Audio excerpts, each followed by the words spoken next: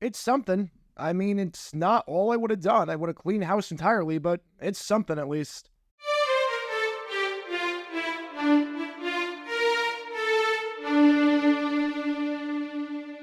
Welcome everybody to JG9 News, where we talk all things NFL all the time. I'm Jared and I'm representing the 904 from the 602, and today my voice is still kind of shot, but we are going to talk about the breaking news that just happened down in Jacksonville. Defensive coordinator Mike Caldwell has been fired after the horrible end of the season where the Jaguars started 8-3 and they lost 5 of their final 6 to miss the postseason.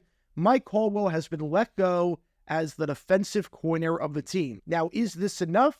Absolutely not. In my mind, I've brought it up many times before. In my mind, you got to clean house entirely. Trent Baalke needs to go. Doug Peterson needs to go. Press Taylor needs to go. Everyone needs to go.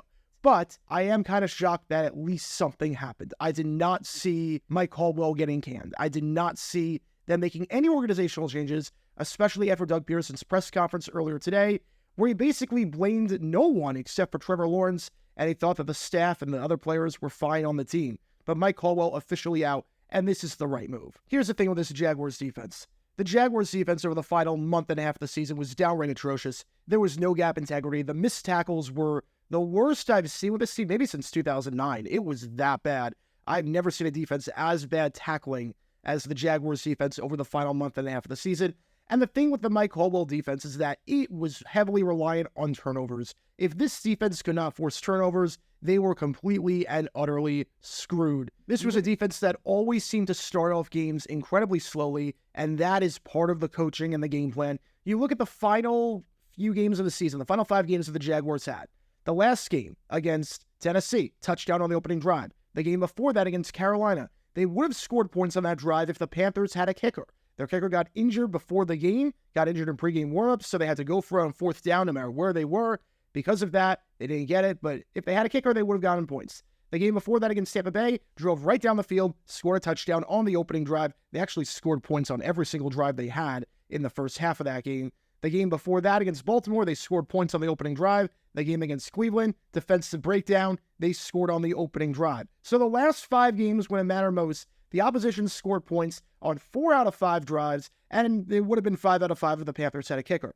On top of that, every time you need this defense to make a clutch stop, every time you need them to make a clutch play, they did not do that. Think of all the times this season that the Jags defense had to step up, and they couldn't. The only time all season that the defense actually made a stop when it mattered most was the game against New Orleans when they stopped the Saints down by the goal line. But number one, they never should have got down by the goal line in the first place. Number 2, Dennis Allen was a bit of an idiot for not using Taysom Hill down there. And number 3, did they really make a stop, or did Fabian Moreau just drop the pass in the end zone? That wasn't really a stop. That was more of the Saints shooting themselves in the foot. The gap integrity was all off. The team couldn't cover the middle of the field. The corners were playing so far off their receivers.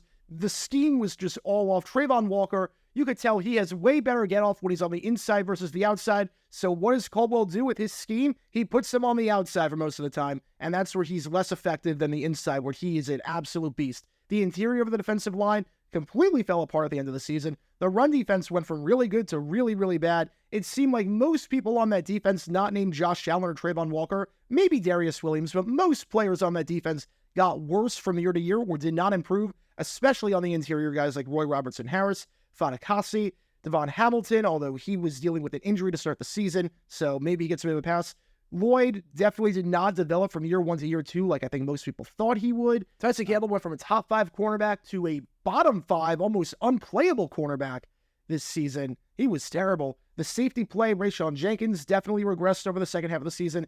Everyone seemed to get worse, and it's the right call to move on. It's just the right call to move on from Mike Caldwell. This defense completely fell apart down the stretch, and a lot of that has to do with coaching. I forgot to mention, my favorite thing that Mike Caldwell did by far was when he would send 4 guys out to rush, 4 guys on the defensive line, send 4 guys, and one of them was Caleb on Jason. Caleb on Jason, you're going to send 4 guys, and one was Caleb on Jason, even though we know he's terrible, even though he's like dead last in the NFL in win rate and pressure rate, even though he is so bad, he's a big-time bust as a first-round pick, he's been here 4 years and done nothing, and you're going to send him on multiple plays as a pass rusher when you're only sending 4?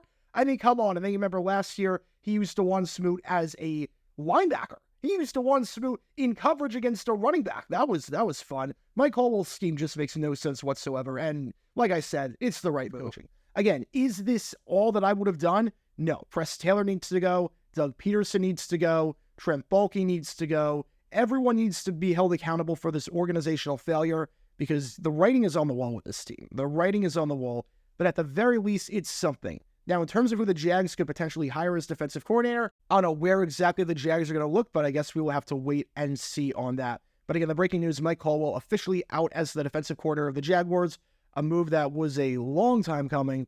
And the funny part about all this is that about 2 months ago, Mike Caldwell was one of the favorites to get a head coaching job somewhere else. And now the times have changed, to say the least, and rightfully so, because this defense just completely collapsed down the stretch. But that's going to do it for this episode of JG9 News. If you like what I saw, be sure to like and subscribe. Helps the channel a lot. Be sure to check out my main channel, Jaguar 9, where we talk all things NFL history all the time. And until next time, Jaguar 9 signing off. And as always, go Jags.